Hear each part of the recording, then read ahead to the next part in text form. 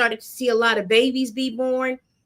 You saw a lot of people, domestic violence and all those types of things started to increase around that time because, again, people were locked in and stir crazy and all this other stuff. Now, if you understand that, please understand that during this time as well, this movement started to ramp up and fester as well. And as I'm talking, I got Lauren Victoria Burke. You want to tell the people who you are and well, I'm Lauren Burke, and I've worked in journalism and politics for over 20 years. In fact, later today, I'll be going to a vigil in the U.S. Capitol for Charlie Kirk with a bunch of members of Congress who are going to hold that at about 6:15 Eastern, right before they vote tonight at 6:30. At any rate, I do have a YouTube channel, not as good as Pam Entertainment TV, but it is called Lauren Live. I'm on Roland Martin every now and then. I write for Black Press USA, and I have a Substack called Black Virginia News. And I am so glad you're doing this topic because I learned a lot over the last 3 days and I had no idea what was going on. So continue, and I'm listening. Yeah, I don't know anything. I'm letting other people talk for me about this because I was like, there's no way in the world that I could pull up a script to be as to talk about this information as much as everybody. But I just felt like it was necessary for people to understand what's going on. So again, when we're talking about being in the lockdown, so you know that a lot of and let's be very clear, it's a lot of our young people. It's a lot of young people that have been radicalized probably in the past 5 years. All right, where was I? 2019, during public feud inside the conservative movement that year, followers of Nick Fuentes disrupted college events hosted by Charlie Kirk and his group Turning Point, accusing Kirk of watering down Donald Trump's message. And as I'm sitting here reading that sentence, now I'm starting to understand why a lot of people are revering CK.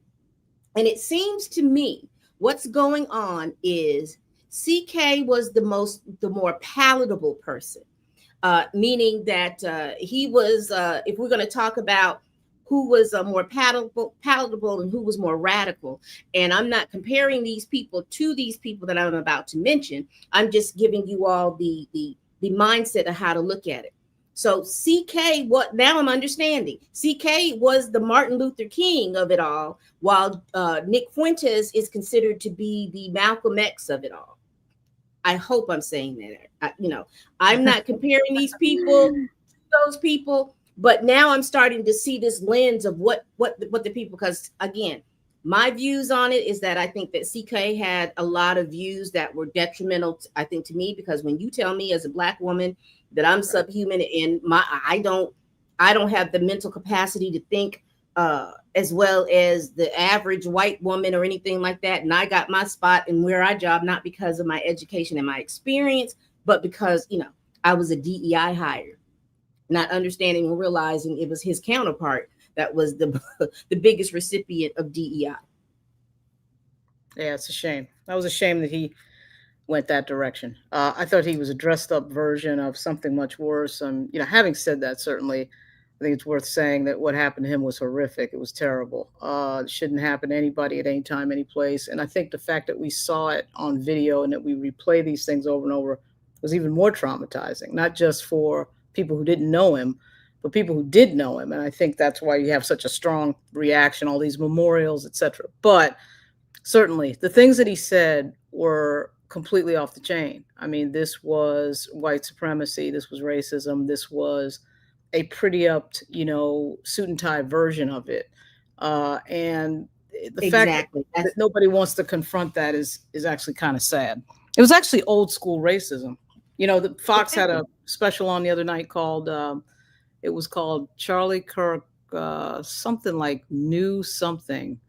And I thought there's nothing new about what Charlie Kirk was doing. It was very old racism. So at any rate, it's a tragedy, but the things that he said were not good at all. Yeah, I think so. Let's see. Kirk responded by calling the Groypers extremists. He defended his approach to conservatism as inclusive, saying the movement should be open to people of all backgrounds and reject racism and homophobia.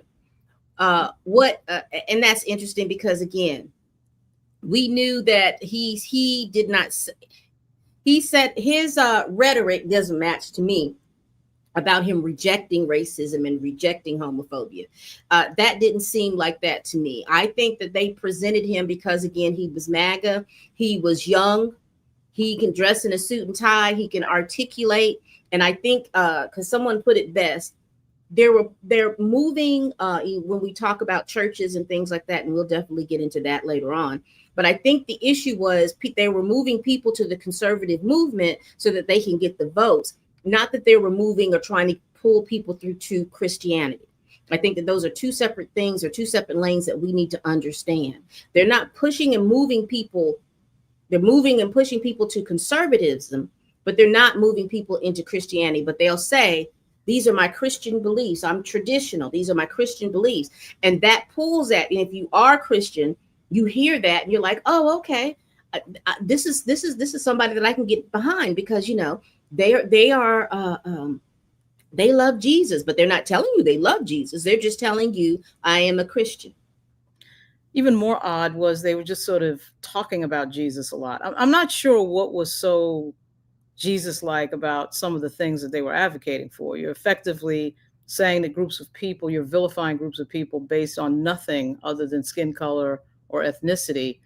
And, you know, I don't want to repeat some of the things that he said, but there's nothing, you know, the answer to the question of what would Jesus do was not answered by Charlie Kirk. They like to sort of read scripture and look like they're doing something because they're reading a few Bible verses. But I was taken aback at that idea that they're wrapping themselves in the Bible and yet not doing anything that is Jesus-like. So that's problematic.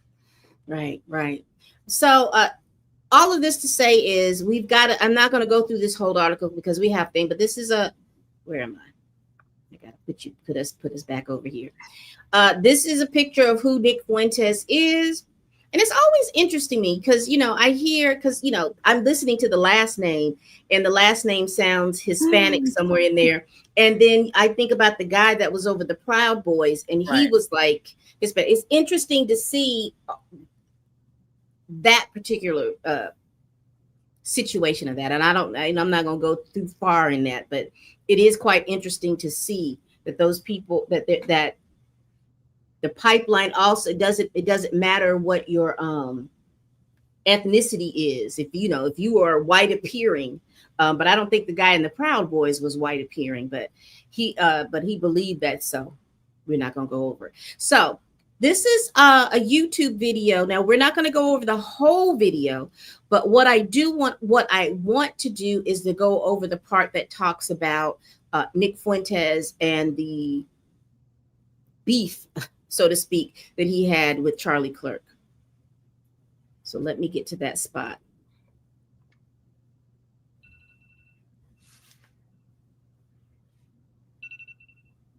All right, so we're going to start right here. On the subject of Charlie Kirk. Now, I will tell you all, and I've said this before, I do not follow any of these people that I am showing. So I don't know anything about their background or anything. What I did was listen to the information that they gave, and I'm going to give you that information. So I wanted to set that up. I don't follow any of these folks, but I put their information up just so you'll know, just for my bibliography, so to speak. I just want you all to know that this is what's being talked about online. So let's continue. Today, I'm going to talk specifically about Groypers and Nick Fuentes and the Groyper Army prosecuting a quote-unquote war against Charlie Kirk. Because it's important for you to know this stuff, because the dipshit, mouth-breathing oxygen thieves and MAGA. And again, I apologize for the language. I don't have the ability to cut some of this language out. But there is going to be some language in here that's not accepted, that's going to be awful. And if you want to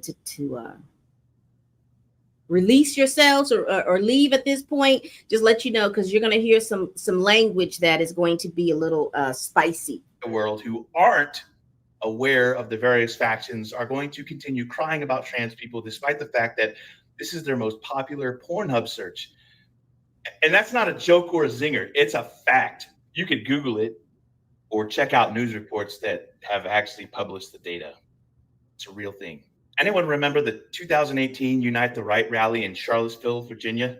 The one with the white boys wearing polo shirts and carrying tiki torches, shouting, "Cheers will not replace us," and ultimately resulting in some racist kid driving his Dodge Challenger into a crowd of protesters, injuring a number of people and killing a woman named Heather Heyer.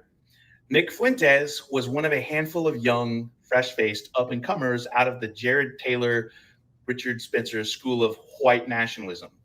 Y'all remember Richard Spencer, the alt-right guy with the fancy alt-right haircut who shouted "Hail Trump" and was doing Sieg Heils, the guy who famously got punched in the face a few times on camera?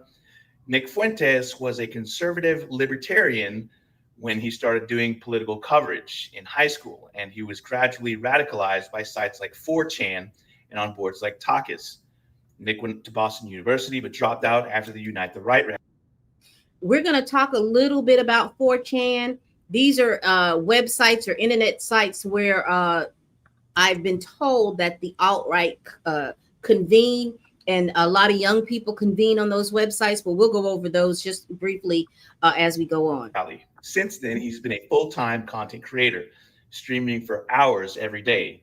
I did a handful of videos after Nick went viral for saying shit like "your body, my choice," indicating that he was okay with raping women. Nick got big in conservative circles whilst he was still living with his parents, and that gave him the kind of safety net that a lot of other full-time influencers and content creators don't have. Being kicked off of basically every platform and being walled off from every normal revenue stream wasn't a "this killed my business" situation for him. So it allowed him to have the ability to double down in a way that other conservatives in the media almost never do, by establishing a series of hard lines for what is true conservatism. Things like hating Jews, white nationalism, hating traditional Catholicism, and neo-fascism, literally, not figuratively. Nick cemented his place, built his following, and made his money by attacking other right-wing media figures like Charlie Kirk, and grew his base by absorbing Identity Europa. By positioning himself to the right of everybody and staging political harassment campaigns, he built a reputation as someone that the right-wing factions don't want to fuck with. He took Trump's playbook and used it on MAGA, carving himself a chunk of turf within MAGA and daring anyone to remove him. By building this gate-kept kingdom within a kingdom and using tried and true us versus them and us versus them mentality, his young audience of disaffected, angsty young men fell for it, and he needed that base to not follow Charlie. Let me stop here. He mentioned the term Identity Europa, and what I'm looking at and seeing what that means, it was one of the most active white supremacist groups in the U.S. from 2016 to 2019. In 2019, it reformed itself as the, hold on.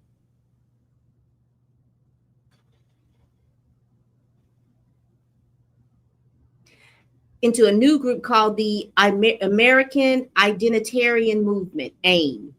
Is that something you're familiar with, Lauren? No, I am not familiar with anything other than Groyper, which I had just learned about, less than 72 hours ago, and really from people who study the dark web, and several of whom, as you probably have seen, have posted on TikTok. There's the dude on Find Out, the podcast Find Out, who really studies this. If you go look at, there's a podcast called Find Out that's unbelievable. Okay. There's a fellow on there that really studies this stuff. And no, I had not known how deep this was, and it is deep. It is extremely deep. Yeah, they said that they were very because this is coming off a UAB EDU website. A white national group is making its presence known in Birmingham and the surrounding areas for the past year. So they were down in there. That's my neck of the woods, Birmingham. They're over here. They're down in my neck of the woods, roaming and going on college campuses. And that's what's interesting to me. And I think the thing that we need to understand, and I'm going to have a segment talking to parents. Hey, Blue. We got to have a segment talking with parents. Is, everybody's like, well, I don't understand how they got to my child. You're not watching, it's particularly if you have them in your home and they're underage. These gamers, because, you can talk in these games. They're radicalizing kids as they talk in these games. So you have Right. to be very vigilant about listening to the conversations that are being held on those games. They're also they are getting their, if they're in college and they are being radicalized there, they are radicalizing their high school or junior high school brothers and sisters by taking those talking points and bringing them home. So while you're thinking, and rightfully so, oh well, he's come home from school and he is having such a big interest in his little brothers and stuff like that, you need to be figuring out what they're talking about, because they could be getting radicalized as well. Now, am I saying for you all to panic? Absolutely. Absolutely. Because I think absolutely. I think the other thing about the gamer thing that hasn't been revealed yet in the case of Tyler Robinson being the suspect who allegedly, and of course it's only allegedly, shot Charlie Kirk, shot and killed Charlie Kirk, is that what games are we talking about? What streaming are we talking about? And I will absolutely guarantee you, I would bet anything on it that it involves some sort of shoot 'em up, bang bang type of game, right? And so only in the last 10 to 15 years have we even had to deal with children having to deal with being able to be in a virtual game where you're actually shooting and killing people. Whether you're the good guy in the game or not, you could be playing the cop or whatever, but still, that's a new thing, as is the dark web, as is Reddit. These things are very new. And it all reminds me of the book Anxious Generation, which studies what happened to children when we did get into screens, meaning, of course, the iPad and the iPhone, which are only less than 20 years old. So now children are not out playing. Children are inside looking at the screen. And that is something that nobody has really unpacked. Now these schools are starting to ban cell phones. And I think this is a moment where we're figuring out why that is. Right. Let me let him continue, because we're not going to go over his whole thing. I just do want him to finish his spiel on Nick Fuentes, and we're going to move on. I'm going to be on a phone call for about 5 minutes. He's also building a support base among that same demographic. Okay. So he accused Kirk of not being radical enough, which was echoed by Trump's secret lover and muse, Laura Loomer, back in mid-July. Laura Loomer herself, notably, is about as far right as Nick Fuentes.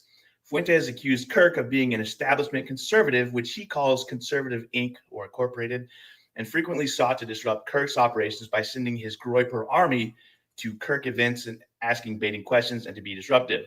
This is a direct quote from Nick Fuentes. "We are the right-wing flank of the Republican Party." Here's another one for you. "We have got to be on the right, dragging them," referring to moderate Republicans, "kicking and screaming into the future in a truly reactionary party." Here's another Nick Fuentes quote for you. "All I want is revenge against my enemies and a total Aryan victory."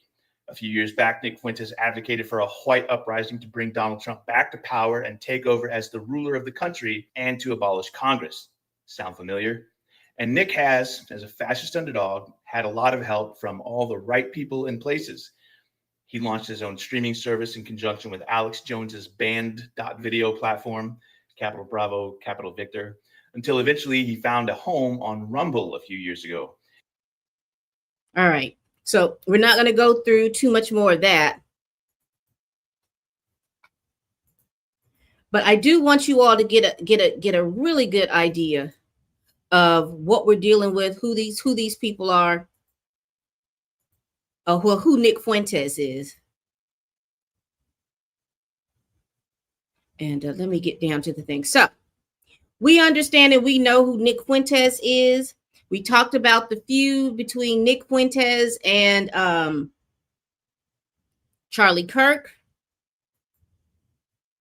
And basically what that is, and that basicness of that feud is Nick Fuentes is more far right than CK was. And he was criticizing CK for not being as far right as he was. He's wanting to move the issue and he wants to move the party that way. So we're going to get into, let's get back to,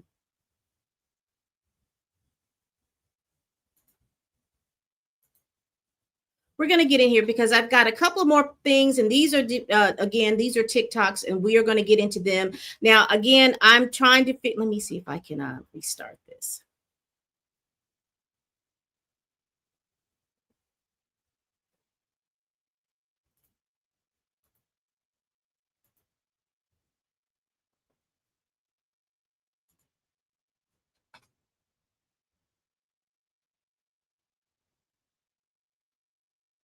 Give it a second, y'all, because I don't understand how. By a meme-obsessed, radicalized young white man. And Nick Fuentes is getting nervous. Fuentes just rushed. All right, so we're listening to this one right here where my curse is going over. Nick Fuentes feud with Charlie Kirk. So we're going to listen to that one. To issue statements condemning his followers who ever pick up weapons, which tells me that he knows that eyes are on him right now. To understand why this matters, you need to know about Charlie Kirk's long feud with Nick Fuentes and his so-called Groyper army. Back in 2019, Fuentes' followers, the Groypers, they launched what became known as the Groyper Wars. They targeted Kirk and his organization, Turning Point USA. At public events, they would heckle him, disrupt his speeches, and they accused him of being a sellout.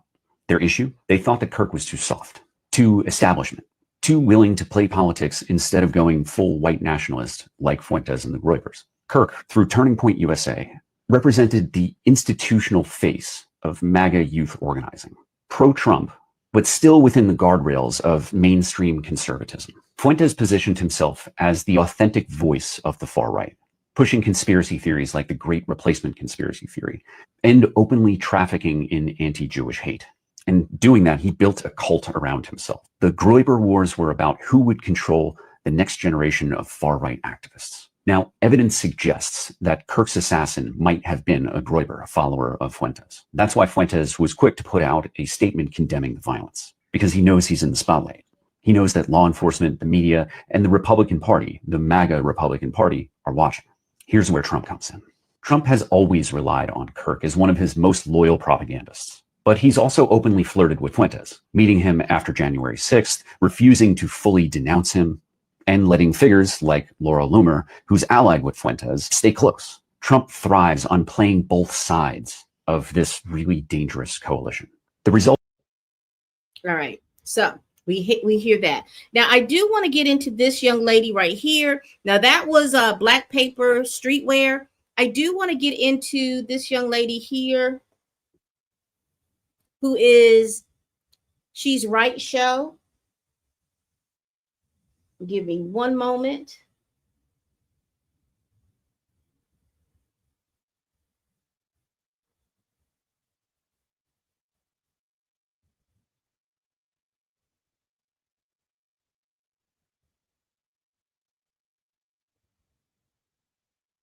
All right, everything's moving. Now she's talking about how people get radicalized in the misogyny and all of that stuff. What I'm trying to do is wait this out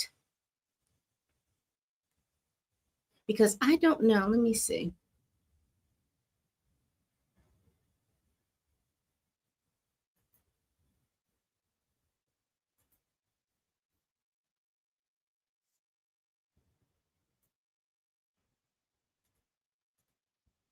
Here we go. Let's see if we can start here.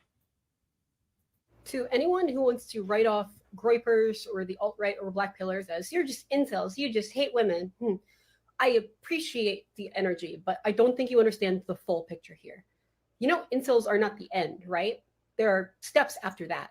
Yes, at some point they may have hated women, and I'm sure they still do, but it's not about that anymore to them. They are not just jealous that they don't have a relationship. Not really, not anymore.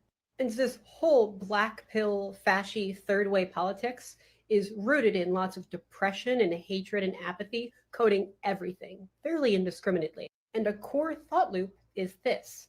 They feel like failures. They feel alone. A lot of them, like the Charlie Kirk suspect, are probably college dropouts or struggling in high school or struggling to make friends or struggling to feel anything or to care because of depression. So their minds try to rationalize this. They seek communities that try to rationalize this, and they're trying to give each other support from the same mindset. And the conclusion they all reach is, it's okay, you're not missing out on anything anyway. They don't want to feel like failures, so they delegitimize external factors. It's no big deal. It's no big loss. It's all fake anyway. It doesn't matter. This helps them cope because they don't have the social emotional skills to succeed or to deal with how sad it feels to fail. So over time, they shift failing to get a girlfriend from a personal failing or a personal ugliness to women aren't worth it. Women are bad. They'll push narratives that all women are dishonest or cheaters or in it for money. They resent women. They're disgusted by women. They don't like women, at least their idea of women, which is the only capacity they're exposed to women. And a lot of them are closeted and gay. A lot of them are closeted and asexual, even if they don't realize it. I think a lot of them are probably also closeted and trans, but try to cope with a sense of masculinity by deciding that women aren't something worth being, and their own unhappiness is relatively better. So you get this confusing situation where they're talking about these conservative ideals, like the virtues of heterosexuality, but they don't have girlfriends. Some of them have boyfriends. Sometimes they'll even date trans people, but in a really derogatory way. They'll like trans women because to them, they get the aesthetic appeal of women without this sort of imagined, genetically innate evilness of femininity. But they can do better than that. They can ditch all womanhood whatsoever. They love femboys. Aesthetically pretty, max gooner appeal, no women to be found. It's very common for far-right extremists to be kind of gay and very homophobic. So at a certain point, if you try to tell them they're just jealous because they can't get a girlfriend, you've only validated their perception that you don't even understand them and they shouldn't take you seriously. I wish they knew that normal society doesn't mind who these people are attracted to, because these communities end up gatekeeping their own queerness from each other for no reason whatsoever. They'll bend over backwards to be misogynists. And when they start seeing all normal people as objects they hold nothing but this disgust for, like bugs, that's when they go to school and don't come out. To anyone? All right. That was a lot. That was a lot. That was a lot. I wasn't expecting all of that. That was a lot. That was a lot to process. So we're also we're going to get to this last one over here, and I just want, we're not going to play a whole lot of this one. I just want you to get in I just want you to hear how he speaks, how Nick Fuentes speaks. Okay.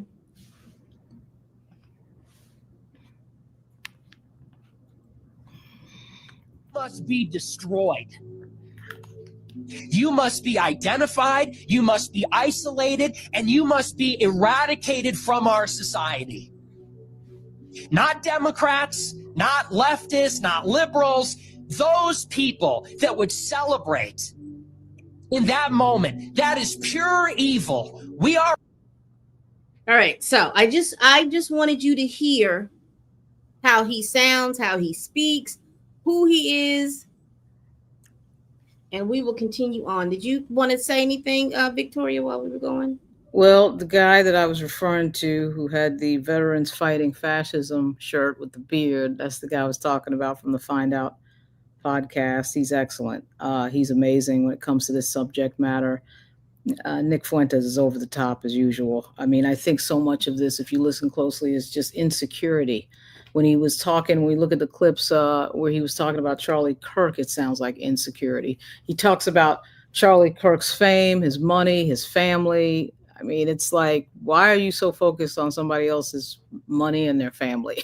So, I mean, racism to me is insecurity. So it all makes sense. But there's a lot to take in here and a lot to unpack with regard to what is going on with how online influences young people. Just as a general topic, and of course, a very specific topic on this murder. Right. All right. Let me so this guy right here, Purdue Rabo, like I said, again, I don't follow any of this. It's just that when it came across my TikTok timeline, I saved it and embedded it in this PowerPoint. so that we could go over. Now, he is going to be talking about 3 separate things. He's going to be talking about meme culture. He is going to be talking about femboys and how the Groypers and the femboys get together. It is a whole situation. And excuse me, because my mouse is so sensitive when I need for it not to be sensitive.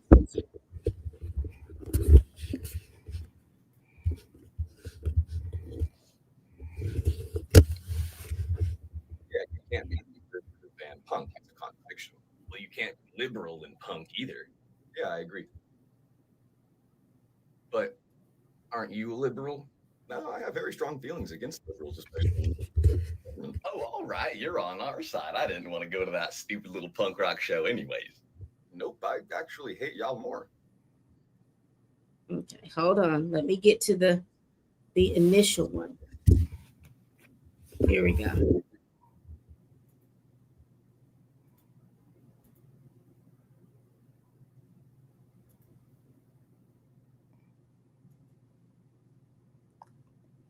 Oh. Give me one moment, because it seems like you know how sometimes you mess around and you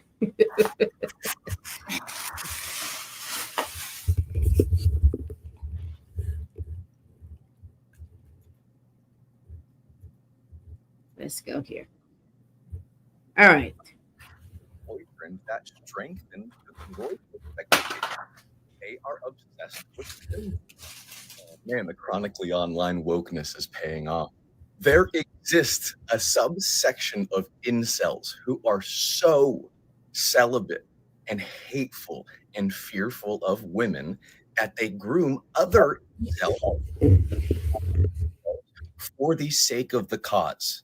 They call themselves operators and cosplay as characters like Ghost from Call of Duty and other very, very militarized characters in gear just to take that gear off and then be in all or, oh, whoa, hey, look at that. To be more specific, because I know a lot of you are actually looking for information, they wear military cosplays, but underneath those cosplays are like lingerie and knee-high socks. There's even a subsection of femcel who does the same thing, and the Groypers hate them.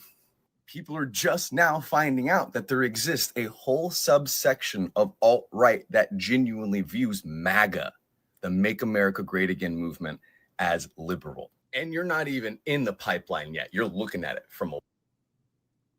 All right. And there he did mention, and that was one of the TikToks that I wanted to go over, where he was talking about Call of Duty and the militarizing, as we were talking about, in the shoot 'em up games and things like that. So they're talking about these particular games, and it's insightful to understand. And I'll go over in my own words real quickly. What they're saying is there is a subsection of the MAGA group that is far right of what MAGA. So if you look at the conservative movement on a scale, you have the conservatives on one side, then you have MAGA here, and then as you go far right, you have like the Groypers. And they believe that the MAGA and the conservative people are not far right enough. However, they're so far right that things that conservatives and MAGA deem to be liberal,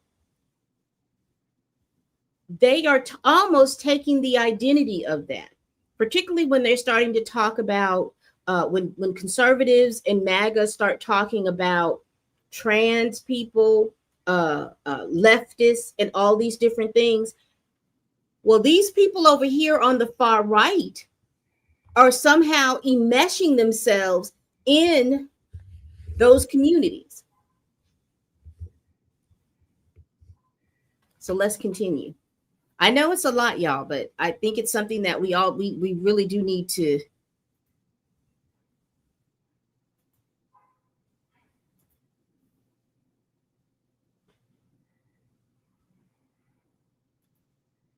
I hope this is not the replay of the last one. You all let me know. Boyfriend that strengthens the Groyper speculations. They are obsessed with femboys. Oh man, the chronically online wokeness is paying off.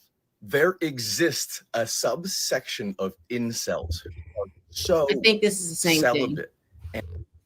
We won't go back through this. We won't go back through that.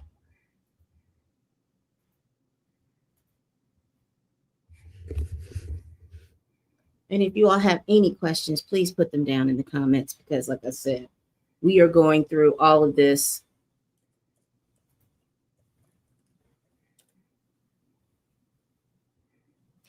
I think we've got enough. So let's go over here. Let me share my screen. This young lady, Simply Shugar, she is going to go over with us what this meme culture is.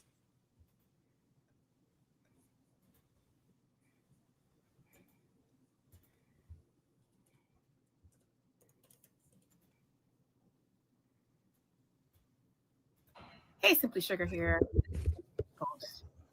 4chan culture, what is it? Stay with me, right? I'm going to define some of these things, because if you're my age, if I'm 50, if you're above the age of maybe 35, you won't understand what's going on unless you're a part of this gaming culture.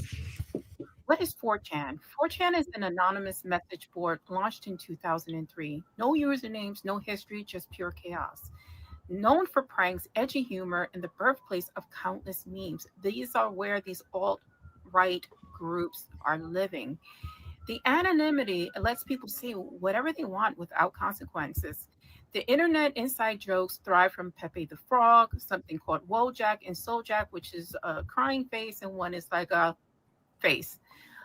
Gaming culture is overlapping and fueling memes that spread beyond 4chan into this alternative culture. Trolls began mixing in ironic racism, sexism, and anti-Semitism memes into this culture. The logic was, if it's offensive, it's funny. The more offensive, the funnier it is. Repetition is. And if you look on this screen, you see above her head, she is showing you all the memes, the popular memes that are used by this group. Look above her head. These are the more popular memes that you see. Because I've seen these top three up here, the frog, the two guys up top. I've seen those be very, very popular. I've seen those, but like I said, when you don't know what you're looking at, you just don't know what you're looking at. Is blurring the lines. By seeing this, people laugh at first, but then started absorbing this information as their worldview, as who they are. What looked like just trolling slowly became radicalization through humor. Pepe the Frog, NPC memes, red pill, black pill, irony shield. I'll have a sticker here that represents all of that. Right? So Pepe the Frog was hijacked by extremists, appeared at rallies. The NPC meme mocked liberals as mindless drones. Red pill, black pill, matrix metaphor, extremist code words. Irony shield, racist or fascist posts dismissed just as memes until normalized. Gamification of politics, scoring points, BTFO, destroyed in debate, own the libs, target equals victory. Trolling gameplay debates became about humiliation, not facts. Gamified identity, extremists framed anti-activism like quests and raids to mimic real life. Turn politics into a spectator sport where cruelty equals entertainment equals victory. We need to understand this to understand what's going on. We need to stay informed. And as I say, stay safe, stay informed, stay smart. I'm Simply Shugar. All right. That was Simply Shugar talking about the different memes in the meme culture. Ooh, there's a lot of really good videos on this. A lot of really good videos. Yeah, we've got we are still, hold on. We are still going now. This, I don't know how this is going to come up. Hold on.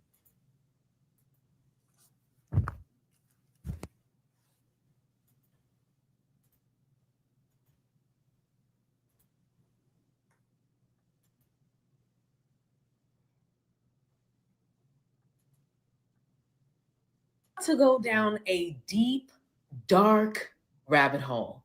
And when I say dark, I mean dark. But in order for us to get to Groyper, Incel, femboy love, we're gonna have to start at the beginning. First and foremost, who are the Groypers? The Groypers are a group of far-right extremists who follow Nick Fuentes, who is a far-right extremist. This is the Nick Fuentes that said, "Your body, my choice." They use this image to represent themselves. You may have seen this image on the internet, usually making heinous comments. They are extreme far-right, even further extreme than MAGA. So extreme, in fact, that they believe Charlie Kirk and his followers are not extreme enough. And so for years, they've been beefing with each other, online mostly, but also in person, because Nick Fuentes would send his people to Charlie Kirk events to heckle Charlie Kirk. This whole entire community started on the deep interwebs. I'm talking beyond chronically online. I'm talking chronically online. I'm talking in the deep, dark interwebs of the internet. Places like 4chan and 8chan, where a lot of this alt-right extremist community originated. So because they were born from the internet, they speak internet language, AKA they speak meme, and they speak niche internet culture. So some of the references that we've been seeing come out as more and more information has come out about the shooter, other chronically online folks have identified as classic Groyper terminology, Groyper symbology, and deep internet speak. Things like the songs that were etched in the casings, the bullet casings, and things like the phrases that were etched in the bullet casings that on the surface seemed like they were just, anti-fascist statements. But in reality, were actually Groypers trolling, remember, online community, trolling Charlie Kirk followers for not being right enough, AKA they were so not right that they were calling them fascists. Can you imagine that the extremist right is calling the extremist right fascists? Oh boy, we're doomed. As a side note, it sounds very reminiscent of leftists calling leftists who voted for Kamala liberals. Anyway, I digress. So what does all of this have to do with incel femboy love? Whew. Well, these communities that cropped up, these alt-right communities in the 4chan, 8chan worlds, many of them were populated by incels. If you were to make a Venn diagram of incels and alt-right, it might could be. And so there is a community in the incel community that is, once again, even more extreme than the average incel woman-hating community. And there is a sect of the incel community that are actually in the closet. But they believe so much in all of that right-wing, gender norm rhetoric that they become incels. Instead of just being in the closet, they straight up hate women. And some of them in this extreme wing of the incel community, or in other parts of extreme wings of the incel community, some of these people feel like such failures as men. And I wanted to stop it there because that the same themes keep coming up. Right. On meme communication. If you would look at that, I want us to start looking at that as like when people speak Spanish. If you're it's a whole nother language. They are out here being bilingual with this meme culture, using these memes to communicate with each other or to say certain things to each other. So I want us to understand that this is what's going on. You may not understand those memes, but those memes and things have meanings. Right. But she's going back through the same things that there's, and I don't want to continue to belabor the point, but she's going to go over a lot of the same stuff that we were talking about. Now, I've got this, let me make sure. Yes. So I do want to go over this particular.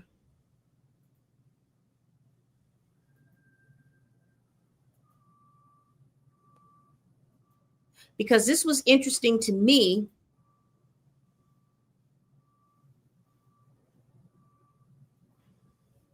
Child, I kicked him clean off.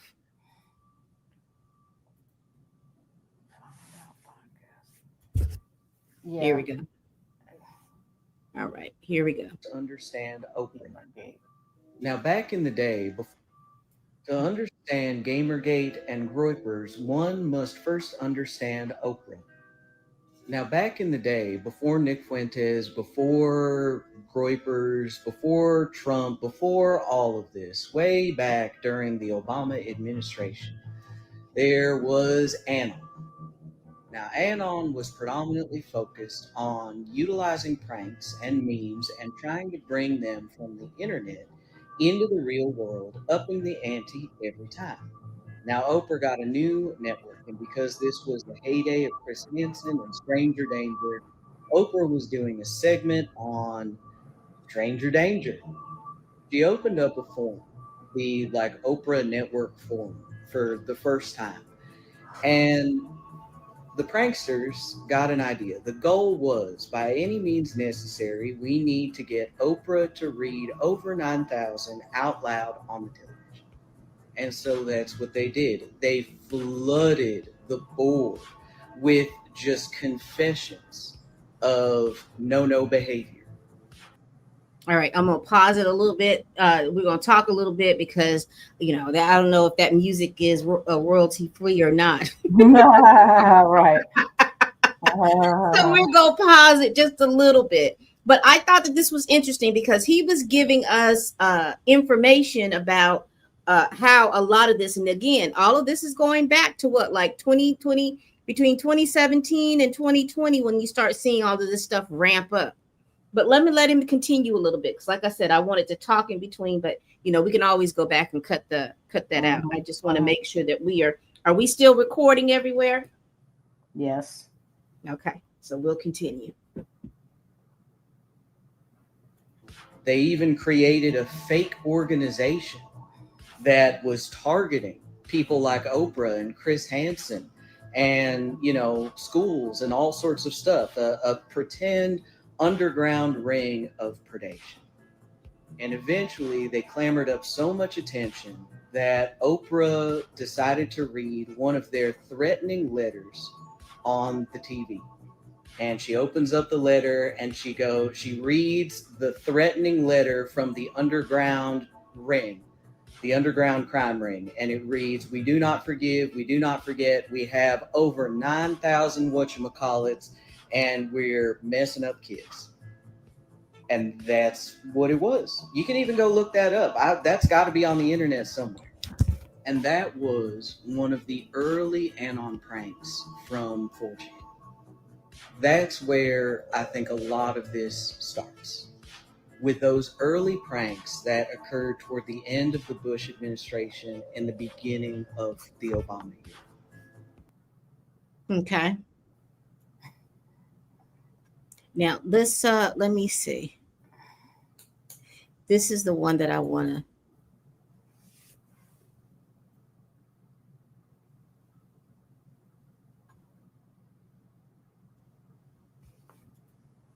Close that.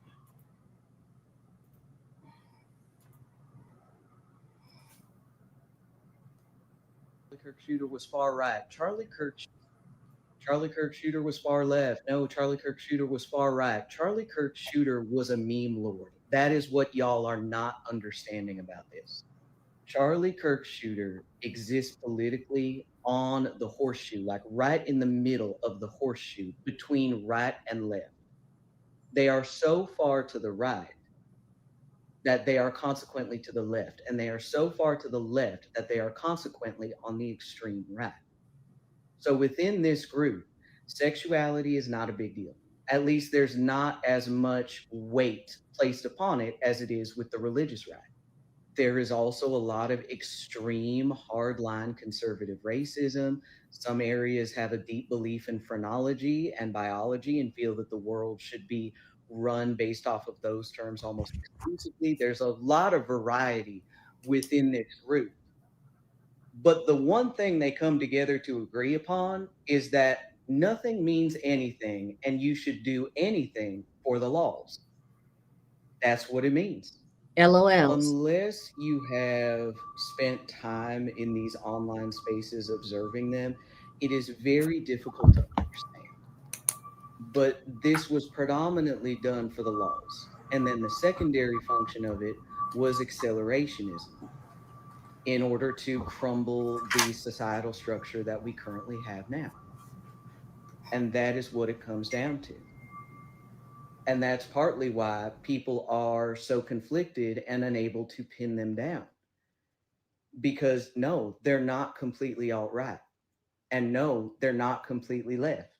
They exist in the middle of the horseshoe of extremism. It's, I would argue, even more dangerous. But the thing about this particular group that has evolved into Groypers over time, they've gone by many, many names in the past. There's a clear cultural evolution of this group. If you study it, you know exactly what I'm talking about. But I don't think a lot of people study this in general. I'm just a weirdo who has a hyperfixation.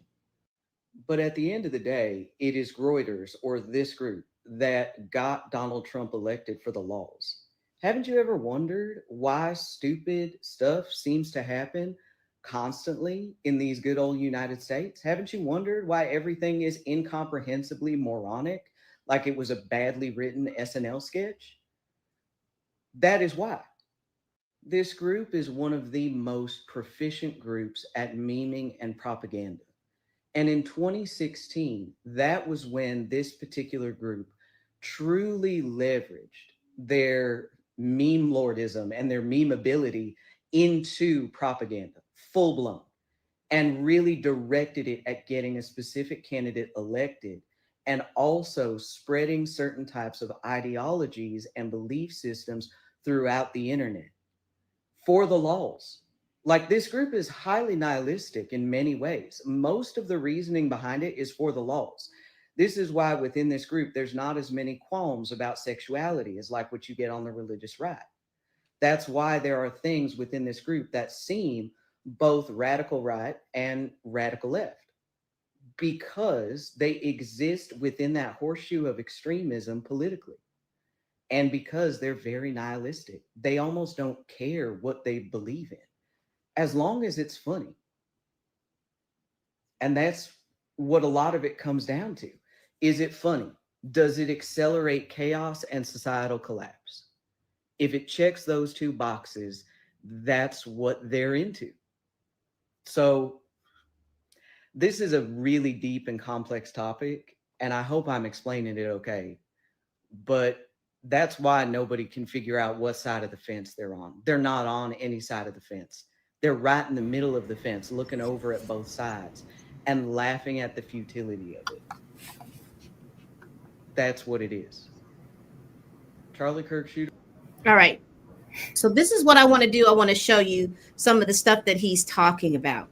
So I went on X and to look up some stuff. So here are some of the ways that they do communicate with means for propaganda.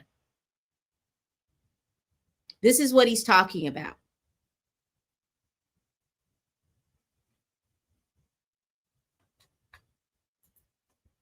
Here's another example of it.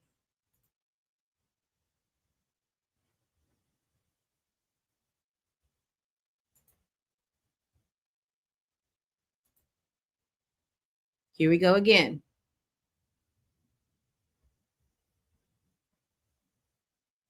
And all you have to do is type in CK's name, and you will see this. It was there's one specific one that I'm looking for, and I don't know if they'll have it here.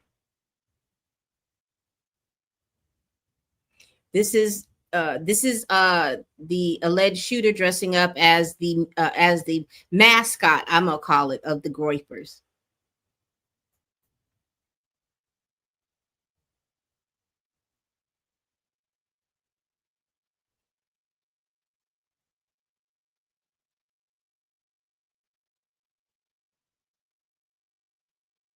We're not going to be on here too long, but I do, because I'm trying to go through here as quickly as possible, because some of this stuff may not be, I'll tell you what.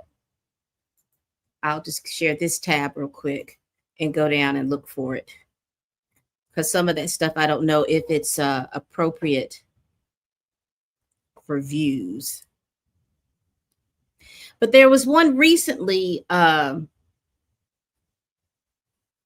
that it was on top of each other, where you would have like how was it? Let me see. It's hard for me to explain, but it's two rallies. It's two different rallies, and they have like on top, I guess, like a Black Lives Matter rally versus this thing. You know which one I'm talking about? Yeah, I think I've seen that one. Yep. We got to keep in mind that who creates these things are probably people under the age of 15 and 16, which is one of the reasons why in the commentary of a lot of the folks that are studying meme culture and the dark web and 4chan and everything else is that so much of it is on the level of we're joking, or it's not serious, or life is not really serious. Right. There's sort of a deep sort of not really devil may care. That doesn't really capture it, but nothing really means anything. The nihilism is there heavy, is what a lot of the analysis and a lot of the folks that study this say. You had Right. Christopher Goldsmith on earlier. Kris Goldsmith is on the Find Out podcast, and he's really excellent as this at this. That's why I'm sort of shouting him out, but he's really into studying this. Right. Yeah, but you knew exactly the one, and that made me start thinking, oh, okay. Now I'm starting to understand just a little bit.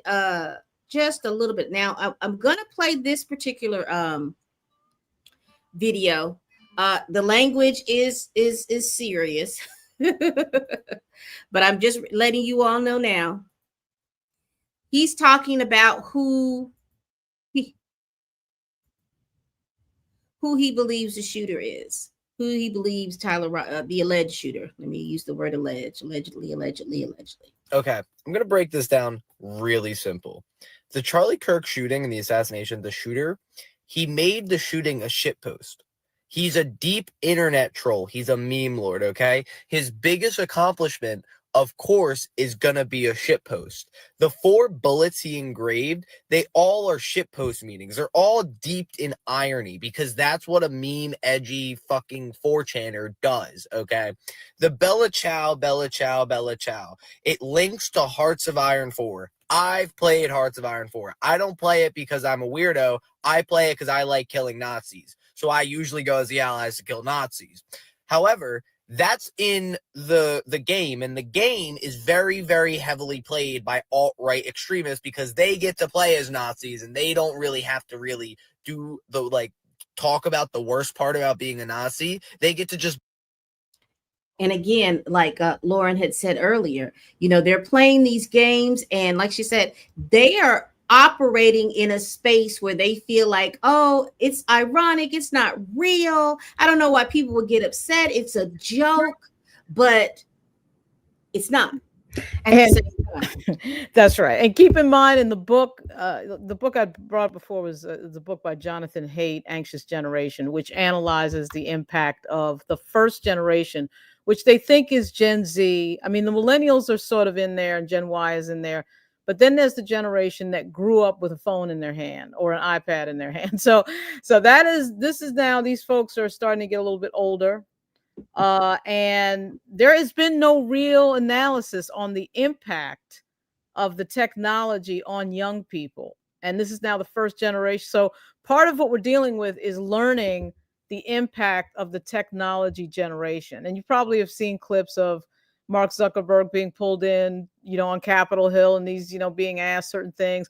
Facebook did have a whistleblower named Frances Haugen who came in and talked about how Instagram was linked to teen girls committing suicide. That was her theory of the case, the fact that these algorithms and these internet programs are trying to, or I should say these social media programs are trying to loop you in and keep you on, and there's certain devices they use to keep you on. So this all sort of goes to that general topic of how children are impacted by these, and we don't really know the answer to that. We don't really know the answer, and I think we're slowly finding out what the answer is through some of these incidents. Right. I'm gonna let him continue, and then I just have like because we're almost at the end, y'all. To just be a Nazi, pretty much. So they really like that game. It's also, so it's used in that game a lot, ironically, by fascists. Okay, the "Hey fascist" catch and then the Helldivers 500 kilogram thing is ironic, because that's what they say in Helldivers. I play Helldivers. I play with my friends. It's a very big game. That's a voice line in the game. It says, "Hey fascist, catch," when you throw the fucking stratagem where you put the arrows into.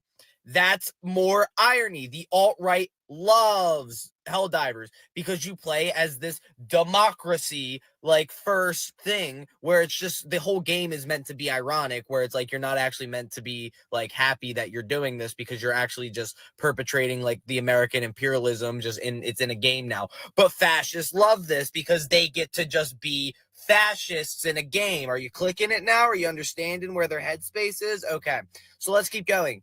If you're reading this, you're gay, LMAO. That's the most shitpost thing you can get to in internet culture. Easy peasy. Notices your bulge. Ooh, woo. What's this?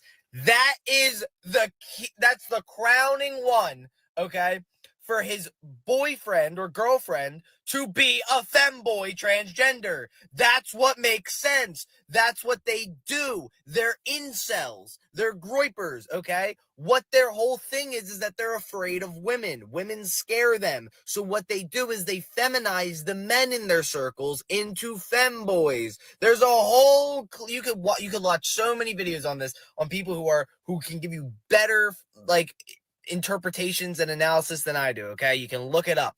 But they have whole recruiters for them. Their whole thing is they'll dress in military gear with fishnets and lingerie underneath. That's the whole thing. It's irony. You guys are missing the entire irony of their lifestyle. Their entire lifestyle is nothing. It's nihilism. It's irony. It's shit posting. You guys are getting beat by the nihilists right now, by the nothings, by the people who care about really whose political belief is like nothing. Like it's the Nick Fuentes types. Like, you don't understand. The Nick Fuentes types are the people who he shits on the people donating to him. He tells them, "Fuck you, kill yourself," after they try to like connect with him, because it's irony. It's all nothing. They understand this. It's their fucking thing. And you guys can't you guys can't wrap your head around it for some reason. The right is just so dead set on this being a liberal that did it. They can't think that the far right is something that they should worry about. Okay, Great example of how it takes a younger person to interpret, right? I mean, you have a younger person who's a gamer interpreting, you learn a lot, Right. So I just have two more, and it's and my thing was, what can parents do? Now these two are talking about this, and I think that this is to me, they gave me some more insight. Now she gives a lot of insight, so I'm going to play her first, and then he's going to talk about how to keep your children safe on the internet. Okay.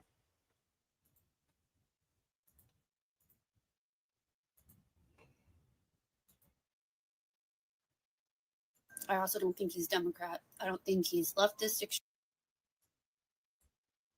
I don't think Tyler Robinson is Republican.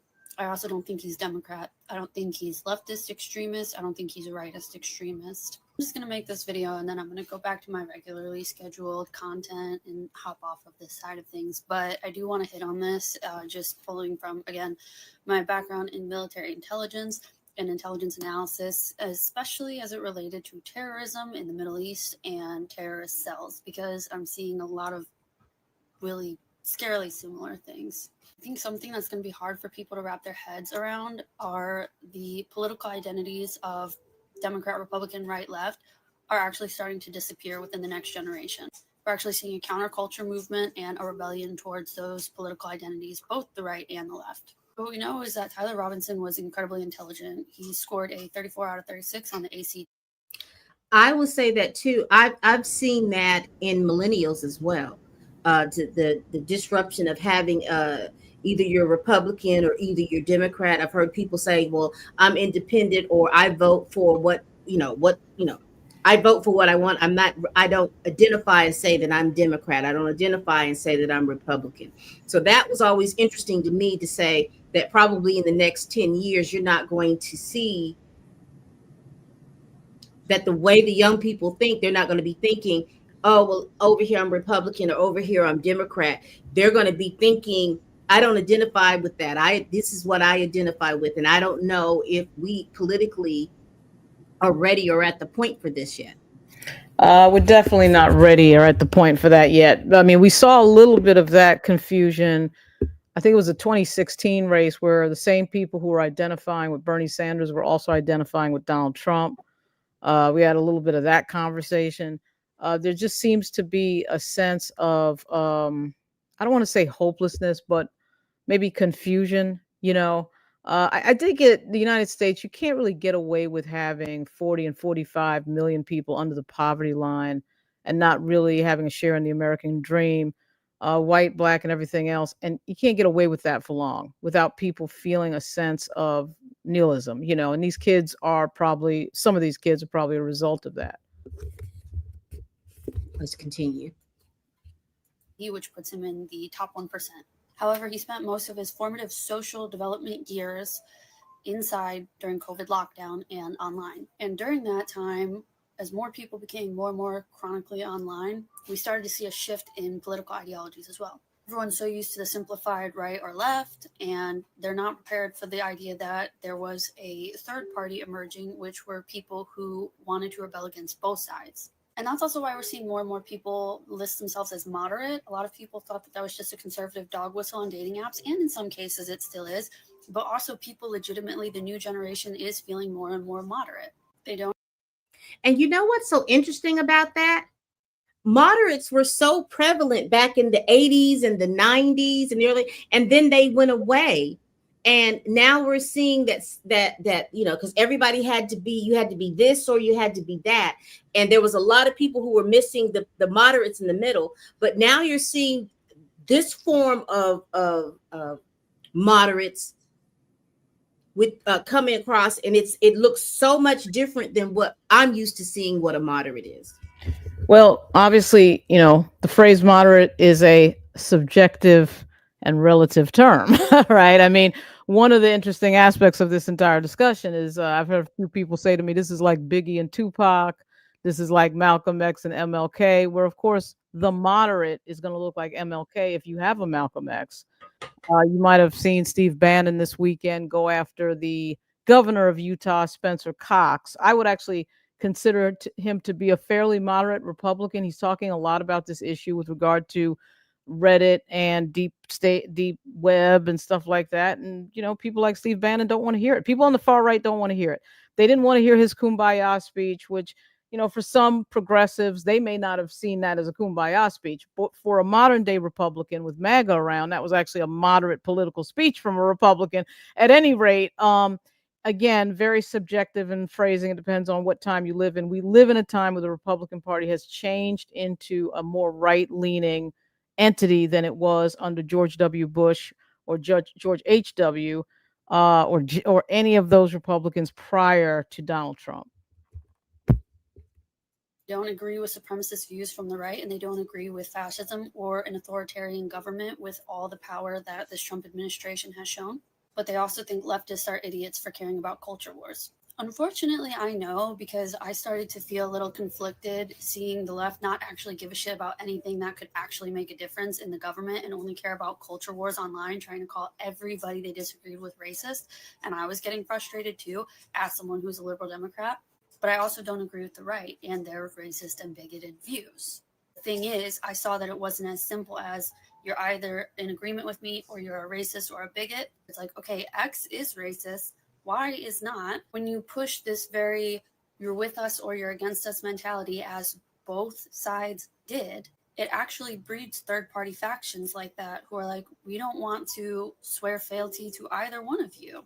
Unfortunately, a very common thing with high-performing high school students, and I hate to say this and sound conceited, but I'm just going to pull from my anecdote, my personal experience, as somebody who was in the top percent at my school and who was in all AP classes and graduated early and all of that. We all go through a nihilistic phase where the end goal is just that humanity is doomed no matter what. And we are seeing this nihilistic trend pick up with Gen Z and Gen Alpha. That whole unserious tone has gone even further. There's no point in being on the right. There's no point in being on the left. It's all pointless. They view themselves as separate from both groups and smarter than both groups. I think intellectualism is completely removing yourself from participating in aspects of society because you're so far above that. And so the thing is, now reports are coming out that Tyler Robinson's roommate is transgender, but also the messages on his bullet casings point to meme culture. Once again, a very unserious culture. A lot of what they do is for irony, and they don't actually have any steadfast beliefs other than that humans are fucking stupid and they're not going to subscribe to any human ideologies. The point of the movie. All right. So let's get to my last person that we're going to go. And again, she made some very interesting things that, like, all of these people, if you look at the thing, they're on TikTok. And their names and things like that are up under their videos. I just take it to the other video because I can control where I start. So this video is telling parents what they can do or give some suggestions.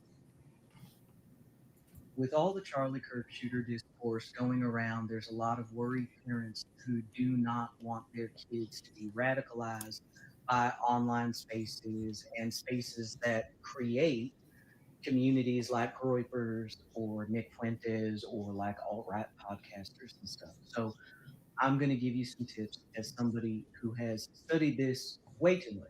Really quick, your TLDR for Groypers is that it is a nihilistic group that is affiliated with online extremism, and they hold belief systems that are more closely affiliated with extreme right-wing movements like Nazism. But the main function of these groups is to embrace hopelessness and nihilism. So anything you do for a prank, or you do for the LOLs, for the lols. The ways that you can combat groups like this are through hope and empathy. And I know those are two vague concepts, but this is partly why, in times such as these, hope becomes such a radical thing. And figures that you can look up to that embody hope become a radical thing. Like for me growing up, my idol was Vash the Stampede, and his whole thing is hope, and the world is made of love and peace. Tragic optimism is a wonderful literary device through which you can teach kids how to hope in even the darkest times. If you would like a reading list, I will happily provide one, or a watching list, because anime is it, and there's a lot of tragic optimists in anime. I'll tell you what. Do whatever you can to make them feel hopeful. The next thing is going to be empathy. Empathy is learned. We often think, especially for people who grow up as girls, we often think that empathy is a automatic thing, that if you are a human being, you're born with empathy. No, empathy is a learned trait. The ways you can teach your kid empathy, especially if they're white, is you get them around a diverse group of friends. That's it. You expand your friend group, you expand their friend group, you take them to places that are diverse, you expose them to different cultures, to different people, places, things. You expose them to people from all walks of life. And when you do expose them to people from all those walks of life, when you speak to them, tie as many similarities about those people to your kid as you can. So here's a good example. Like when you're a kid volunteering at a soup kitchen for unhoused people. When you volunteer, Make sure you are learning the stories. Now, don't go and demand a bunch of stories from marginalized people, but as you talk to people and as you're in those environments, you will acquire those stories. Tie those stories to your kid. Be like, wow, can you imagine what it would be like to lose everything to a medical accident? That must be so hard. You can also say things like, oh, this reminds me of the time when I got laid off and I was very scared. You know, there's a lot of socially and age appropriate ways in which you can tie it back. But make sure you draw those direct parallels. Make sure you humanize the people around you. In your day to day, when you feel like saying something judgmental about another woman or about another person that you see out in public, don't do it. When your kid starts to get judgmental, call them on it. Call them on it by saying things like, well, we don't know why that person was upset. They could be having a really hard day. Empathy is learned through modeling the behavior. Model as much empathy for your kid as possible. Get them around as many different types of people as possible. Have them learn another language. That's a really good way of learning empathy, is learning another language and culture that is different from your own. And then reading. I cannot tell you how vital reading is in curing brain rot. There is that quote from Game of Thrones from good old Tyrion Lannister that rings true. I don't care how bad season 8 was. All right, I can forgive it for this quote, which is, the mind needs books like a sword needs a whetstone. Books are protection against propaganda, against all of this, against callousness, and against, apathy. Books teach you so many things, but the most important thing is they teach you how to put yourself in the shoes of another person in another world who is completely different from you. And Okay. Yeah, that's, I mean, all of that is basically coming down to parenting. A lot of that is just parenting. I think parenting has become more complex for two reasons. We live in an economy that requires a 2-income household in most places in this country. So that Right. means kids are sort of raising themselves a lot more. You don't have the 1950 style home where the woman was at home and the guy's out working. Both parents are usually out working. And this is to say nothing of the single parent household. So what he just said kind of made me think of that. Well, it made me think too, if you listen to what they said, you remember CK said something about that he was against empathy. Right. And then you start talking about the books and how in Florida, they were getting rid of all of this CRT and this DEI, and they were getting away from all of those books. So you see it where it is about parenting, but you also see it in a big socio-political stance that they're trying to do away with those things that make they want to do away with all of the things that will make you a successful parent, and being able to teach your children about different things and empathy and all of those different things and places where you can go to do all of those things. I don't know how many parents are taking their kids to the soup kitchen, but I know a lot of parents would take their kids to the library. But if you go to the library and different books and things are not there, Yeah, one of the things is, I think it was Arizona that just passed a universal child care bill that pays for, gives you a big tax credit for childcare, which is coming in most places about $4,000 a month. Because once again, not only do we have so many situations where other people are raising your kids, but nobody can afford it. Nobody can afford it. Like, you see these stats about people waiting longer to have kids. But to your point, I do think that, there's a lot to say here about the way our society works, how expensive it generally is, and what that means for raising young people, and in this case, them raising themselves. I know when I was growing up, I'm a Gen Xer. So when I was growing up, I was outside all the time. I cannot remember being inside looking at a screen. We did have like that first version of computers before the Apple SE, which was just, I don't know what that thing was. But the point is, I was out with my friends. And one of the things that I think has become an issue. I've noticed this as somebody who's, worked in politics in particular, is that younger folks are having trouble having one-on-one conversations without, quote, feeling uncomfortable. Right. So it used to be, and I'm from New York, my mother's from Virginia, but I'm from New York. It used to be that when you had an issue with somebody, a problem, a dispute, you met with them in person and talked it out. And even when you were a kid, I remember being a little kid, you fought it out, or you argued, or you did whatever, and you worked it out. Now everything is done passive aggressively, either through text or email. So people don't have to face each other. And I think that is a problem when it comes to really dealing with a human person one-on-one. And now we have a generation of people who are used to this more passive aggressive form of communication where it's indirect. And then when they get in person, they can't handle it. A lot of them just cannot handle an in-person dispute, argument, whatever you want to call it. And it's sad. And now that I have just a little better understanding of what's going on, if they live in this ironic, nihilistic type of situation and everything is unserious,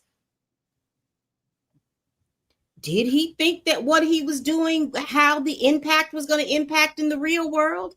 Or did he care? Or all this for the ability for people to be able to make memes and things like that and go over? Because you remember you saw the Trayvon-isms. Right. I mean, do we have CK-isms now? You see what I'm saying? Right. So it's like... Ooh, I hate to sound like there was somebody, I can't remember, and there's an older woman when I was growing up, rap was just sort of starting. It was in like its first, 6 or 7 years. And they were trying to ban it because people were arguing that rap was a bad influence on children, et cetera, and so on. Just as I'm arguing now that these games are a bad influence on children. But at some point, I mean, you do have to ask the question. It is desensitizing to sit in front of a screen and shoot somebody dead in a video game, particularly if you're at a very young age. And I'm not even saying these things are not, quote, fun. It is exciting. Some of these games are quite exciting. But when you're really young, I don't know that you understand how to unpack the full implications of what's going on. And to shoot somebody like that in front of 3,000 people and not think about what it meant that you were doing. You climb, allegedly, if this is the person, Tyler Robinson, climbing on a building, planning it, getting the gun. And I grew up around guns big time because my dad was law enforcement. And so, I mean, I understand but his posture was always stay away from that unless I'm here, and safety. Not, hey, let's get on a Christmas card and take a photo like these members of Congress I'm about to see in a few hours. Let's do a photo on a Christmas card. It wasn't a game. Guns were not seen as this is an unserious object. They were seen as a serious thing. So there's something that's changed in the culture with regard to guns as well. Oh yeah, because even when they were, like I said, the issue that I have with all of this information coming out is that people are not, just let the law enforcement give us the information. The governor is coming out with information. You've got the FBI coming out with information. And I'm still kind of confused as who is the lead on this case. It's a state case. You see what I'm saying? It's a state case because, they've done state charges. What is the FBI actually doing? Are they going to charge him with anything or anything at that point? Because I don't even know if it's at that level. But it's just too many people bringing out too much information. Well, that gets complicated. One of the things, but all of that to say is some of the information that was coming out. I heard something about, you remember that the weapon was supposed to have been wrapped in a towel. Right. And apparently when he got back home, there was some message sent that I got to go back to the drop zone to pick up the just such. And see, those are types of terminologies that I know that I've heard in Call of Duty. I'm going to, the weapons specialist, or it's just, not that I said that I know all the terminology, but I've heard that type of stuff. And that's that kind of speak that, that I'm hearing people. And that's why I'm saying we're, it's sounding like we have a subsection or of a generation that can't or is unwilling to understand that you can't pull what you see in a video game and then apply it to real world because it has dire and drastic real world consequences. Absolutely. And particularly when you're dealing when the games, the games I had, my parents were EMTs, and they worked at an ambulance, volunteer ambulance corps.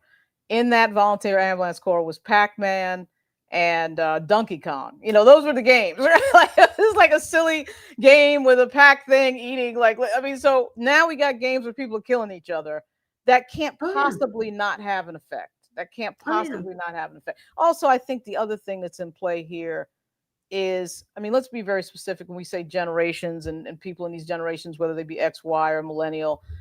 Most of the time, it would appear that we're talking about young white males. Now, not all of the time, but most of the time. I mean, the shooting that happened on the same day that Charlie Kirk was murdered happened at a Colorado high school. It's another young white male. We had one in Tennessee. We had the two guys that shot, that one who planned allegedly an assassination of President Trump, the other who actually shot at him, two white males. We had that group of white dudes that went after the governor of Michigan, which was like 10 white males on that one story.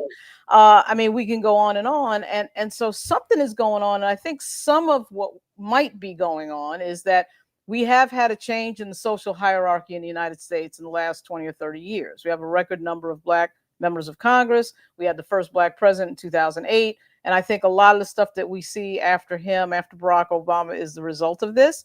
A certain insecurity from certain groups that, you know, I mean, I know a lot of people who are white male who could care less and thought it was cool that Barack Obama, you know, got elected. Then you have people who are a little bit more insecure about that. That is a change in the 400-year hierarchy of the United States to see a Black man in charge of everything. That, I think, is also playing a role in a lot of what Charlie Kirk was saying. I was a little surprised. I'd heard most of what he had said. I had not heard all of what he said. I knew all these attacks on Black women were constant. The thing, Michelle Obama, Simone Biles, Joy Reid, he was always going after Black women. Ketanji Brown Jackson. I don't think it was an accident that all of those Black women went to Ivy League schools, Harvard, and in the case of Michelle Obama, Princeton. This is jealousy. This is this idea that someone's taking your slot and taking your space. Dude, you can either get it or you know, so I mean, that's what he was telling young people who don't know any better, and they listen to that. And that's problematic. That's hugely problematic. I was going to hold on. I think this is it. Yeah, this is it. Hold on, let me share my screen. Uh-oh, what is it? I think we've all seen it, but you know, I'm just gonna share my screen. Miss Missy right here. Yeah. This affable guy who was like wearing good suits and looked the part and sounded the part and dressed the part, but was so divisive in his messaging. The left, they look at you like, when you say this, they don't know what you're talking about. It's like, because you don't pay attention to the other half of the country. You only pay attention to your absurd news sources, which spin and spin and spin to protect Democrats, especially if they're named Obama. He's the one who started to inject race where no one had been doing it. He's the one who started to use his pen and the phone to shove things down our throat that we didn't want. He's the one who shoved through an entitlement on our health care and our personal doctor visits that he promised he wouldn't mess with, and then he did, really hurting people, causing massive anger and open lies. He never missed an opportunity to twist the knife on the racial issue. He would do it subtly and in his own way, but it was very clear what he was doing. He never, for the first time, we had a president who weighed in on legal cases before they'd played out. Never did that. That was a taboo that had never been crossed before him. And Donald Trump was the reason Barack Obama, reverse that. Barack Obama was the reason Donald Trump came about, that he was born as a political figure. They say Trump's divisive. He was the antidote. He was the answer to the divisiveness of Barack Obama. And we just haven't felt like ourselves for years now. We don't feel like ourselves. We haven't felt like ourselves in a while. And I'm sorry to get political, but I'm just going to be honest. We haven't felt like ourselves since Barack Obama. Wow. I just think I'm just gonna stop. And you know, and people are like, "Oh, well, no, they, you know," and now I'm starting to realize they were. It's one thing, you know, that you go to a job and they're feeling like, "Oh, you may have taken you've taken my spot." See, if you weren't here, if you was back in the fields working, You couldn't take my slot. That's mine. Even though you got to work for it. And then what's so insidious about the whole situation, I was thinking about, you use the whole Asian community to help you dismantle affirmative action and things in school. You use the whole Asian community because, you convinced them to believe that we were taking their spots. And then when you come to find out, no, we weren't taking any spot. It's the legacy people. Why a lot of us wasn't getting in. It's the legacy people. But this mentality is what they're thinking. It is what they're saying. They've gotten rid of all these people out of the federal government. But I need for people to understand 2 and 3 things can be happening at the same time and have, to me, equal weight. We still have Project 2025 that's going on there. And them cleaning out the government so that they can put the people who they want in there. That's all part of Project 2025. But also that goes back to their base saying, hey, we have cleared out these spaces of these quote unquote DEI hires. And so they're like, oh yeah, they're draining the swamp. They're getting all these people who have taken my spot out but also making sure they're keeping up with their Project 2025. And, it's a lot of stuff. And when you get caught up in all of it, it's too much for me, it gets too much to try to put out my mouth without sounding crazy or anything like that. But a lot of them believe that when Barack Obama, they never thought that he would have ever been elected. Right. That was right. That's exactly right. He was not supposed to happen.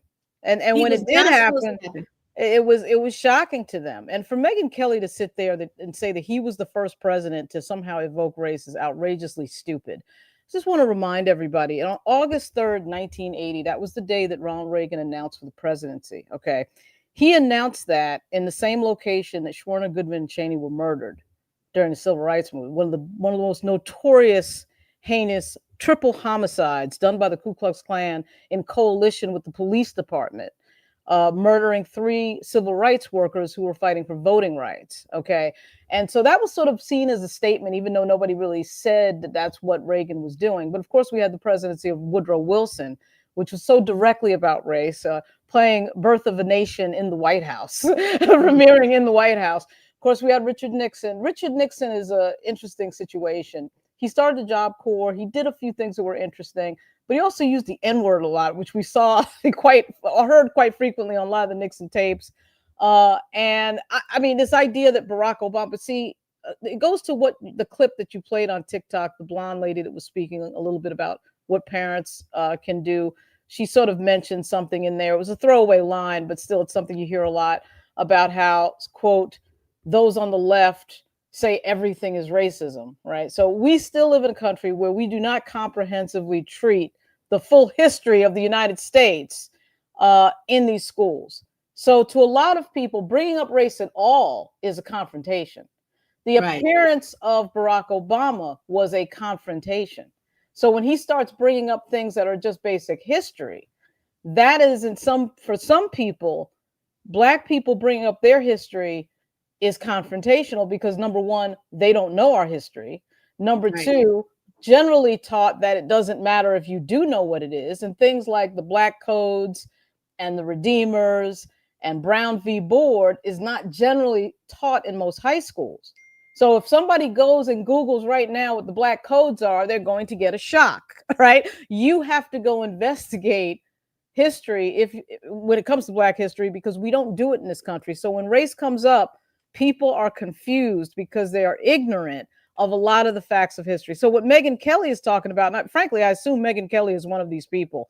She's a smart person, but I get no sense whatsoever that she has any idea what she's talking about when she talks about Black people and Barack Obama specifically. But his appearance alone was a problem because it busts through the window of this idea that they're superior. Because no, you're not superior, because we have this unbelievably intelligent Black dude that went to Harvard Law that's now the president of the United States and is always the smartest person in the room. I covered him in the White House and I could not believe how smart he was. He was academic and they could not get over that because they've been told their entire lives that they're better and you're wrong.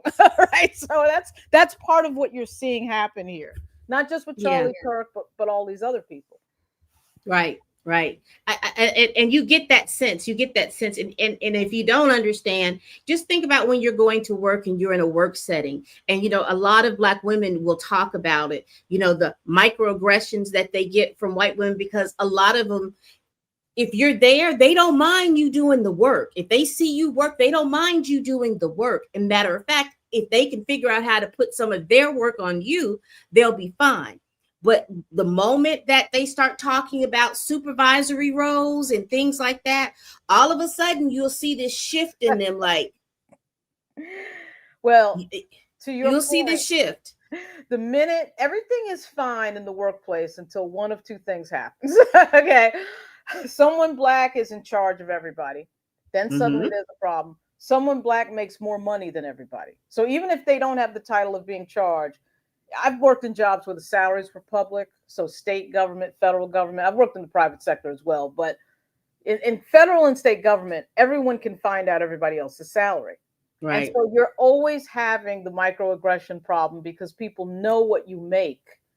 And a lot of these folks, even, in fact, sometimes particularly on the Democratic side, they cannot stand knowing, even if you have degrees from Georgetown and everything else, they cannot stand knowing that somebody female, and particularly somebody Black female, is making more money than they are. Right. And please, and that's the thing about that, because when she says, "Oh, well, he was just divisive." No, what was divisive was the fact that everybody believed that the president of the United States, that's the person. He is the leader of the free world. Right. And that is always supposed to look like a white man. Yeah. And in fact did until Barack Obama. You grow up with that image. We grew up with that image when I was, we were kids. It was like, we saw that. And then all of a sudden Morgan Freeman is playing the president in 3 movies. Like, we don't even think about that anymore. But this younger group coming up grew up with the face of Barack Obama as the president. But that older group didn't. And I really actually think that CK was working to try to reverse that. I think what really makes CK happen is they knew they were losing grip of young people because Barack Obama had done very well with the younger vote. And then it was like, okay, how do we reverse the engineering on that whole thing? We got to go back and tell these kids that if you see somebody Black walk in the door, it's because of affirmative action. They didn't work for it. You work for it. They didn't. They've got your slot and they shouldn't have your slot. That whole thing. Right. That whole thing. Right. It's amazing. It's crazy. It is. Well, y'all, that's all I got. That is all I have. I felt like I needed to let the people tell you all about this stuff so that you can have a cursory understanding of what's going on. And you can also understand why it seems like there are people that are in this level of denial. And what I mean by that, because I was going to do a show where I just talk where all of these MAGA folks are screaming and hollering about Trump, just give us the word and we'll take care of all of these people who are against you and all this stuff like that. But I didn't want all that to be spewed out. But now I'm understanding they don't understand themselves, that they are in the middle. And then these people who they think are leftists are actually just more extreme than they are on the right. They're just a little bit more extreme. And I think that we have to, us as Gen Xers and those of us that are older, we've got to really kind of understand and get in line about what's going on and stop thinking that it's black and white, and understand that we are living in various shades of gray, various shades of, well, I'm just gonna say red and blue. We're living in various shades now because things are just kind of, like I said, I was just curious as to all of this stuff coming up, and people were talking about trans this and trans that, and you hear the MAGA folks, see, that's that leftist ideology, and we've got to get rid of that and take it away. Now I'm starting to understand it don't matter on what side. Again, gender and gender fluidity and all of that stuff. It doesn't matter about your political views, people. It doesn't matter about your political views. There, everybody is everywhere, even to my chagrin. About some people, I thought I had. Honestly, I may have overlooked it. I thought I had. I did a TikTok talking about a lot of the Black churches. There was this pastor that came out, and he was talking about CK and all that other stuff. And then we started to see, what's his name? Karen Sheard's husband come out and do a statement about all of this other stuff, and how, you know, because everybody, the people on TikTok, Black folks on TikTok, were upset about the fact that there's a lot of Black people showing empathy, not empathy, but thoughts and prayers, or saying all of these little different things to somebody that wouldn't spit on you if you were on fire and stuff like that. Right. And I just basically said, you have to understand, not that I agree with any of it. I don't want you all to mishear me. But what I understand and do know is those people are scrambling because they don't want to lose their tax exempt status, because they're not supposed to be in the pulpit talking politics and all that other stuff. And for some reason, CK's shooting has become political. He was a podcaster, but apparently because he had ties with Donald Trump and ties with the vice president and all of these things, it has become political. So you see a lot of Black folks, Black pastors and things like that, or their organizations backpedaling and pussy popping because they don't want to lose their status. You know, I got to tell you, I'm going to send you, I'm going to DM you a video of a pastor up here in Alexandria, Virginia. His name is Howard John Wesley, and Howard John Wesley, graduate of Duke. He made a sermon yesterday that is going viral. That's the first thing. The second thing is, you know, I don't care who you are, what your politics are, Black, white, North, South. What happened to Charlie Kirk was terrible. It was a terrible thing. It was terribly violent. It was very unfortunate that his family was present.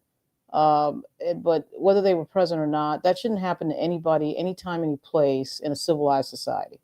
That was a terrible thing. Unfortunately, our technology allows us to see it almost real time. I mean, it's like minutes later, this thing is on X. It gets played over and over. I think certainly for his friends. Because everybody is taping. Now everybody has the ability to record instead of the mainstream media. Everybody has the ability and to press play. Exactly right. And I know it's okay. And there was the kid that, you know, that kid, I can't remember his name. He was a sort of a foe of Charlie Kirk on Twitter, on TikTok. And he broke down and cried when he, you know, was reacting to it, and everybody made fun of him. And I thought, I don't think we should make fun of him. And I don't think people's reaction, their initial reaction of shock at something like that, because I cannot think of, maybe you can, other than the Zapruder film, you know, even that we don't really see exactly. I mean, it's sort of a building that goes by, but in the modern era of, like, say, the last 20 years of video, I don't think we've seen so clearly a real-time murder on video in that way that was so gruesome and disgusting. And I just think there should be a statement against that. I mean, I did not like Charlie Kirk at all, but that should not have happened to him. That was crazy. And we should not be, you know, it's not funny. It's not, I know that these folks in dark web, and, you know, we're talking about the nihilist culture and all this, they think everything is funny. Yeah. They think everything is funny. You know, John. And I would say this too. I would say this too, because I don't like what happened to him. However, I don't like for anybody to be policing how I'm supposed to feel about or speak about or talk about what I feel about what happened in regards to that. I mean, I was not a big fan of his, particularly when he started talking about Black women. And I don't think that, and for that to have been shown so quickly, because I think they talked about it minutes after it happened, and that's why there was so much confusion of whether or not that had he been pruned from the timeline, or was he still, you know, while he was at the hospital. I think they took him to the hospital just so that they could he not just be there, because so many people were still recording at that point. But yeah, I think it's so shocking that, I think the whole thing was just so shocking, the video sequence, that, you know, that jolted a lot of people into, we got to say something. We can't just sit here in what we say is a civilized society and not say anything. But to your point, this growing cancellation culture where you're supposed to react, and if you don't react a certain way, you're going to lose your job. I don't know whether you saw it, but the last Black opinion writer on the masthead for the Washington Post was fired last week, Karen Attiah, for something she said on Blue Sky. She's got a whole big Substack post on that. And my point is, yeah, people should be able to react any way they want. Like, I mean, this idea, and it's funny because Charlie Kirk, they're saying, one of the things they keep saying about him is, you know, that people should be able to express and do whatever. And that's what he was about in free speech. And then when people do it in the wake of his death, all of a sudden there's some problem. But I do think the gruesome nature of the video is what drives a lot of what we're seeing. The you know, people crashing out online and getting mad at other people and all that. That's part of it. Then the other part of it, of course, is the misinfo, disinfo machine that is the MAGA right. Okay, so that's a different thing. But you're right. What I also think, you know what I also think about it is what I think it is too. Because we as Black people, and I don't want to say we are desensitized, but we have seen the injustice of people being pruned from the timeline on camera and people not feeling anything for us being pruned from the timeline. Right. I think as a white society, this is something they're not used to. They're used to being the person who's doing, they're not used to being on the receiving side of it. And they're so used to people, you know, condolences and all of this other stuff. They are really shocked because they're crashing out. They're crashing out. They don't want to face the fact that this white on white violence. They don't want to have to face it. And Pam, your point right there is the big point. We have sat here for years as Black people watching George Floyd on video get choked out for 9 minutes and beg for his mother. Eric Garner getting choked with 4 or 5 cops around him. The guy, Walter Scott in South Carolina, that got shot in the back, was used as target practice by some cop, all on video. We're watching this all on video. And those weren't the only videos, right? So we're used to, Black people are used to seeing the trauma of seeing somebody killed in our community that shouldn't have been, in a way, or treated with complete disrespect. And everybody, we just have to sort of get over it. And then this happens, and it's like, oh my God, you know. So I totally get that point. I totally get that. You know, they get to crash, like you said, they get to crashing out, but we're supposed to get over it. We're supposed to be, you know, you got, what's his name, Philando Castile in the car and his child, right? But that child is supposed to get over it. Everybody's supposed to get over it. I don't think that they've ever had to confront. Number one, they're not confronting the white on white violence, and number two, they're not able to confront the fact that this is how we feel when we see this happen to us. That's right. And and again, CK said don't have any empathy. He didn't like empathy. And they're really crashing out because the people who they think are supposed to be, oh, we're so sorry, we're so this, everybody get together. Everybody's like, okay, well, you know. And some people are responding with laughter. Some people are responding with indifference. Some people are responding whatever on the spectrum that people are responding to. Right. They are upset. They are upset. They're completely crashing out, completely upset to the point where they're wanting to start. They want a civil war to go on because they're crashing out so bad. But anyway, I hear it. Yeah. Pam, you're right. All right, people. We do this every week. Please like, comment, and subscribe. Stay in the because when I do this outro, for some reason it kicks people off the thing. But stay down there. Don't go anywhere, okay? Because I got a question to ask you. So please like, comment, and subscribe. Please share this video if you care. Y'all, please tell a friend, tell a kin, tell a coworker, tell that helper that you can't stand that I'm over here making this video, and I'm mad at y'all. Y'all knew you couldn't hear my voice for the first 15 minutes of my stream, and you didn't write a comment to let me know, but I am going to clip that out and then have a nice little video for you all to look at. All right. Bye-bye.